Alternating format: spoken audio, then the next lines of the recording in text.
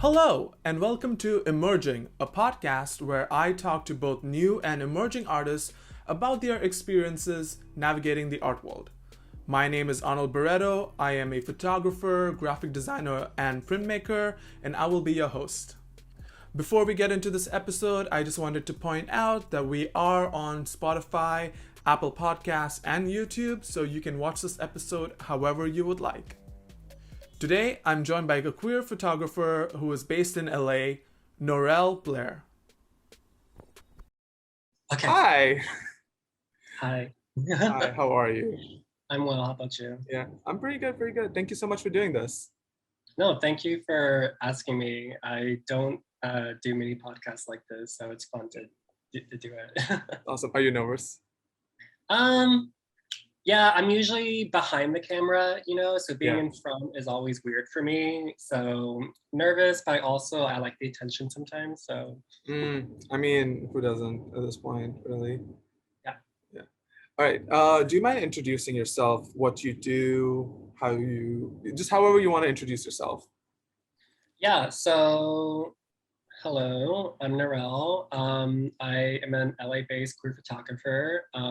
Recently moved from Florida in April of 2021, and so I've just kind of been here in LA, just pretty much like trying to like be around new energy, new environments, new people, and just really push my photography, I guess, to the next step, whatever that may be. And yeah, still getting used to LA, being from Florida, but it's fun. Awesome. What do you do right now? So right now I have my little day job. I can't say like who exactly it is, but they're a pretty well-established, of all things, tile business. Okay. We make tiles for really, really, I guess you could say high-end clients. One of them being Hot Topic. One of them also being someone who recently didn't go to space, but is making space travel. Yeah, I feel like you're giving a lot away. Yeah, it's not the Amazon guy, it's the other guy. But yeah, so that's my day gig, just to like pay my bills, and then like on the weekends and like after like work, I'm just being creative when I can. Awesome. How often do you find so do you have like enough time to be creative during the weekends, do you find? Good question. It's hard because on the weekends, after working like a 9 to 5, like Monday through Friday, obviously I want some time to myself to recharge, just from working 5 days in a row. And yeah, I feel like I usually like have time. I mean, I'm kind of like a workaholic, like just by default. So Yeah. of course, if there's ever opportunity for me to do more work, I always fit into my schedule. So like this past weekend, I had 2 shoots, both around like sunset time. And so I just used the morning and afternoon just to, you know, do what I need to do. And then I use like that time period just to shoot and everything. Yeah, because I always find it interesting how like people make time differently, like while balancing like a normal day job. Because when I was working recently, like I had to leave that job because it was like consuming way too much of my time that I didn't have any time for myself. So I always find it fascinating how other people try to manage that. Yeah, I mean, like I've never worked a 9 to 5 day job in my life until I moved to LA. I got really lucky that this company hired me and trusted me to pretty much be sickening at my job. But because I've always like worked like little like part-time gigs and just made I guess extra coin through photography. But this is the first time in my life that I've ever like I feel like work is more so like takes up most of my time. And I know like I'm not I'm like 28 now, so I guess it's weird to say that I'm just now working my first 9 to 5. But yeah, I mean, you just adapt. You just adapt to it. I don't know. Like I know it's easy because it's like I know okay Monday through Friday, like I'm gonna be working, so I only have like Saturdays and like Sundays, and it works out. Yeah. Um, So did you go to like, did you study photography in school? How did your journey with photography start? So it's so funny enough, I never went to school for any sort of art or Okay. anything. I didn't want to go to school for photography because when I was really young, I always did photography because there was always cameras around the house. I would always use cell phone cameras, whatever my granddad's cameras were, whether they were digital, whether they were uh, their film. Whenever my mom would like take me over to her friends' houses, I always ask for their cell phones because I want to take pictures with the cell phone. Because I was just always so fascinated with cameras and taking pictures when I was growing up. Um, so, uh, but I knew like even from high school, I never wanted to go to school for photography because I felt just inherently I didn't need to like go to school for it. I felt pretty confident, I guess, in my abilities and just like my abilities to grow on my own. Because really, that's what it is, right? You go to school for something art related because not because to teach you how to make art, but how to, I guess you could say, um, grow more like in your Mm-hmm. creativity.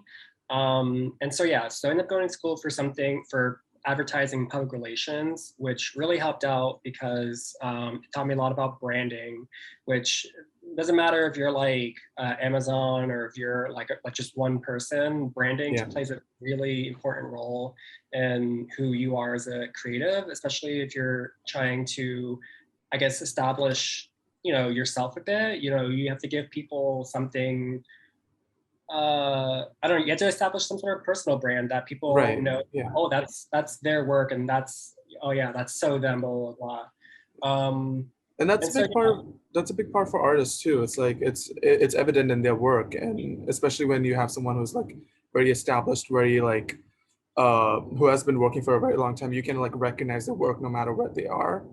yeah, uh exactly. And I mean, a lot of my favorite photographers, like they all like their work has such an identity to it because like like the people behind those photos, like they've established such a really like just like an identity for themselves. And so that's that's always the hardest thing I think for most artists is like, okay, like what do I want my work to be and to say, and like and it takes a while to establish even like that visual identity as well across your work too. But yeah, like a lot like the best artists. I mean, Keith Haring. Like when you see Keith Haring artwork, it's Keith Haring. Same with yeah. Basquiat.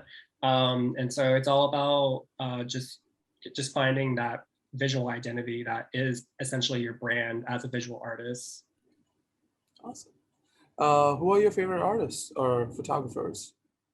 Um, Photographers right now, it always changes. I feel like consistently, some of my favorites. Well, no, consistently my favorite is this duo. I believe they're from Spain. I want to say somewhere in Europe. Um, Okay. but and I think their name is pronounced Scandbergs. Um, so they're I'm pretty sure they're partners. Mhm. And I love their work because they use like heavy red coloring and lighting, and just like the colors in general across all their photos were just so vibrant, so punchy, so beautiful. And I loved it because it was two queer people um, shooting people like St. Vincent or like really big like campaigns and everything, or even Time Magazine, and they were two queer people that just were making essentially like queer artwork because they are queer people, and they were doing big mainstream like things like Time Magazine and shooting and GQ and like all that. So their work it really really really I think inspired me when I was getting more serious. And now we're like we all follow each other. I follow, Oh, or that's they cute. we follow Yeah, each other. It is that's cute. awesome. Yeah. um, I find like a lot of queer photographers and like relationships over Instagram is just like so fascinating, and like we're just always just like rooting each other on in some ways or the other, even though we're come from like different worlds apart. yeah, 100%. I mean, also like there's just objectively, there's just the queer photographer community is just, you know, kind of tiny. Like, so, but it's always great when I find new queer photographers that I really like. And of course, being in LA, there's so many here. I mean, almost all my favorite photographers are all based here in LA. And that's how I knew, like, okay, like for some reason, like if all of this great art that I connect with is being made here, then maybe that's a sign that I should go out there and maybe see what it's all about. I mean, some of my favorites are Luke Guilford, he's LA based, Kalia Ann, who shot Billie Eilish's album cover.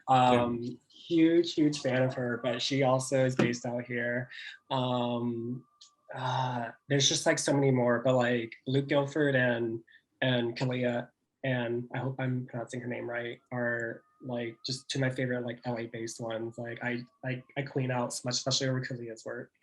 So, would you say you're an emerging artist, or do you feel like you're getting established a little bit more?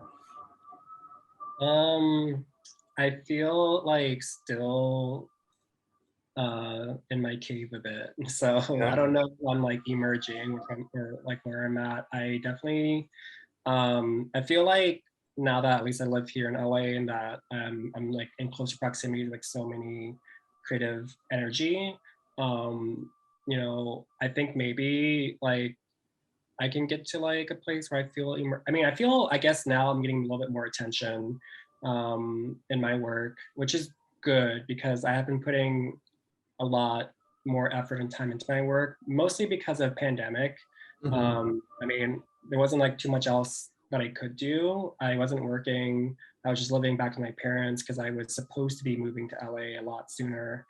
And so I used so much of that like time just to myself during the pandemic, just to really think about what kind of work I wanted to make, visually how I wanted it all to look. And like, as soon as lockdown in Florida kind of got lifted, which was really early on in the pandemic because Florida is Yeah. Florida, I got to create work almost immediately with people that I had been knowing through like social media, because I think a lot of people during the pandemic, they met a lot of people on social media, or like, you know, so I made friends and met a lot of people through social media and Instagram during the pandemic. And so, and I was, you know, we're like always DMing like, hey, like when it's safe again, like I would love to like do a photo shoot with you, blah, blah, blah. And so I just in my head had this like list going of people. So, And was this the start of the Queer American Road Trip series that you've been working on? no, so literally after lockdown, I was just doing shoots with just different people here and there that I had Yeah. wanted to do shoots with for a long time. And I feel like I was making my best work because it was really fresh. I mean, it was the first time that I hadn't been consistently making work because I didn't have people to shoot, you know? And so once I had people to shoot, I like got really back in the swing of things. And then, yeah, so the road trip, Queer American Road Trip series I did, that started when I knew I was actually going to be moving to LA. So once I knew I was moving to LA, I knew I was going to be driving. And I was like, well, there's a lot of places from Florida to California that I've never experienced or been to. So why am I just going to drive all the way through? Let me make something out of this, make some opportunity out of this. And so I wanted to stop in all these different little like cities and places along the way and shoot with queer people in those places.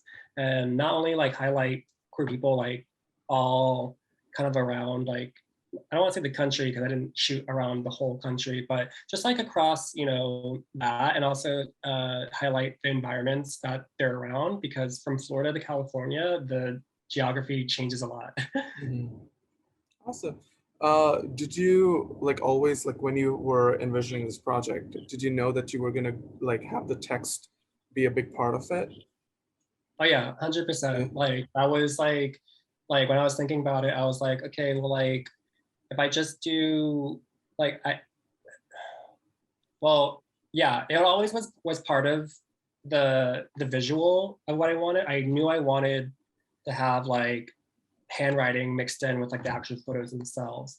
Originally, the project was supposed to be more focused on queer young people, because I feel queer young people, especially the ones that were transitioning from high school to freshman year of college, or were like in their early years of college, I feel like they had the most interesting stories in perspective, because for most of us, we know what it's like to go from high school to college, because most of us, we go from high school and then we move away, or we move to another like city in our state and we go to college. Some people go across the country, you know, like, and I was thinking like, well, it must be really interesting for these young people who some of them had to like stay home and they're like, and wherever they went to high school, Yeah. and so they didn't get a chance to move away, and they were doing like college through computer screens, which, I mean, I never really did online classes because they really just didn't work for me. But I can imagine your whole entire college experience, especially your freshman year,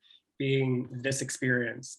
Yeah. So I wanted to really get to shoot and work with those people to get their stories and perspective on the last year for them.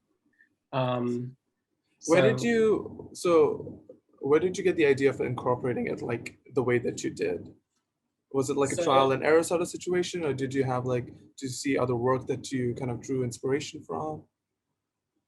I I think I just really like the idea of like hand drawn and like illustrated elements, Yeah. but I like the idea of mixing it with photography. And so I knew that I didn't want to just have these stories just be text and a caption that most people don't read. I Mhm. wanted to make sure that the text was with the photo, so that Yeah. people were not only seeing the photo but also really reading like the stories that people like wrote and everything. I didn't want to be like just a caption or just a slide on Instagram or something. Yeah. No, that's awesome. That's one of the things that like actually drew me to your work, because like I think I used to follow you before that too. But the recent project that you did, it's I also had like a very similar project before, when it was part of my like senior thesis and everything, where it also had like handwritten text, but it was like not separate from the image, but like right on the same photograph, but on the bottom.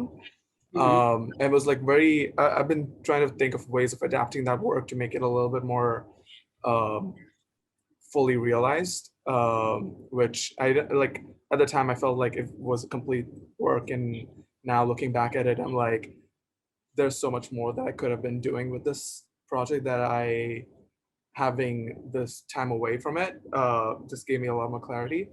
And then I saw your work and I was like, that's like the best version of it. uh and I was just like, okay, now I need to like try to figure out how to adapt that into what I'm trying to do and work my own project as well. So it was like, it kind of like gave me clarity into what I wanted to do in some ways. So I was just like, that's what drew me to your work so much, so heavily, that I wanted to, bring you on here on the show. Oh, well, thank you. That's really, really sweet.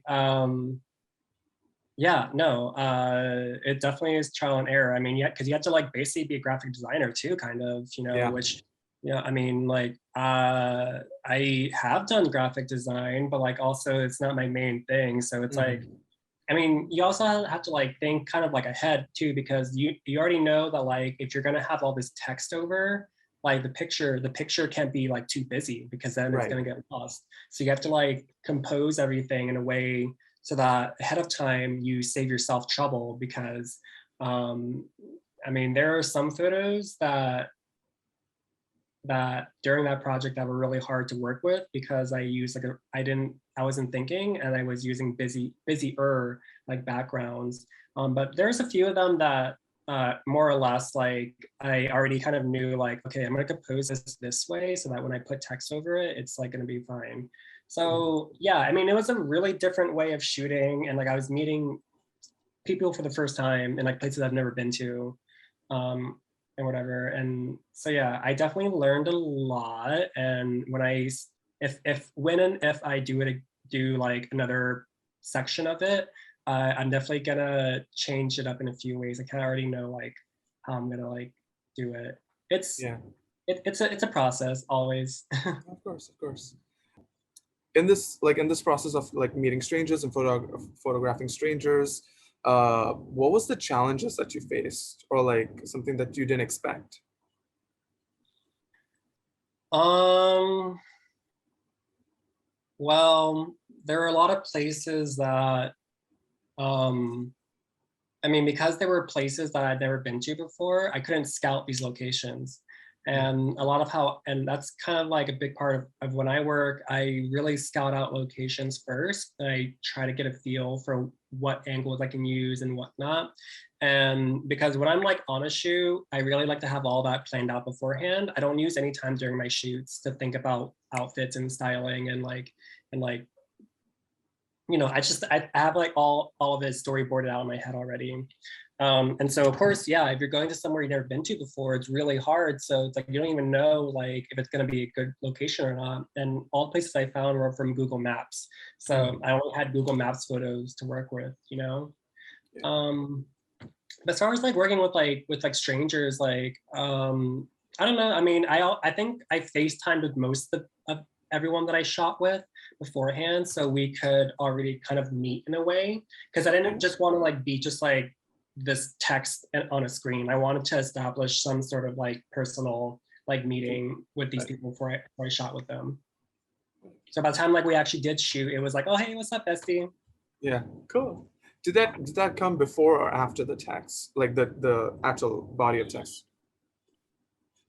What I mean is, It did. did the photograph happen before or after the body of text that you have applied for? Oh, I'm pretty sure almost 95% of them came before. So a lot of the photos, I didn't know what they were going to write about. And in hindsight, I actually should have collected the writing first and then went from there because I feel like it would have given me more ideas for like where to shoot like some of the photos and how I was going to direct, I guess, the shoot and everything. But yeah, 95% of the writing came afterwards. Okay, Yeah. interesting. Yeah. So what do you shoot on? Yeah. Well, recently it's been different every time. It really like I guess like I'm in a good um situation where I can really have a say in like what camera I'm using before I shoot. So I've been shooting 35 millimeter a lot recently. And so this has been my new favorite. It's a little point and shoot that I got for literally $10 at You haven't the taken it off store. yet. Yeah, and like I guess it belonged to someone named Freund because his Oh, number is like actually on here. Um, did you ever call it? I'm scared. I'm really scared to call this number. Like, what if he like passed away, yo? Like, I don't want to like have that conversation. But like, hey, I have your person's camera. Camera. Yeah. Um, I and think it's then still be an interesting story though. it could be, it could be. And then my set. Oh wait, I didn't even like say what it was. Okay, it's a Pentax IQ Zoom 1115. I really like this one just because it's really tiny, really small. It's a little bit inconsistent at times, but more often than not, I get the shot that I want. So she's cute, and she has a built-in flash, so we love that. My second favorite is this Olympus OM10. So I'm always scared to use this one because it's the oldest, and I'm so used to my newer film cameras having automatic film, whatever you want to call it. Yeah. So this one, I've definitely lost a roll or two because I fucked up. And so I'm always scared to use this one, but the photos on this one always are so bomb, always so bomb. And then I guess like this one is my another new 35 that I've got. So it's another Olympus. I think it's Yeah. called the IS3DX, whatever. What is the lens on that? It's a built-in lens. So like Oh. yeah, and you have manual focus on here. You can do macro focus. Yeah. You can do double exposure. You can do sports, like high shutter speed. This Yeah. camera is pretty bomb. Like it's Yeah. like a camera made today, but it shoots film photos. It's awesome.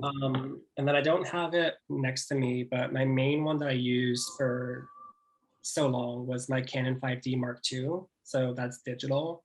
And I actually just used it this weekend as well with both of these cameras. So, because there were some photos that I needed to use the digital for that I couldn't really do it with the film ones yet in my current setup. So I shot with 3 cameras this weekend. So fun times. Oh, yeah. I've done that multiple times. When do you choose digital versus when do you choose film?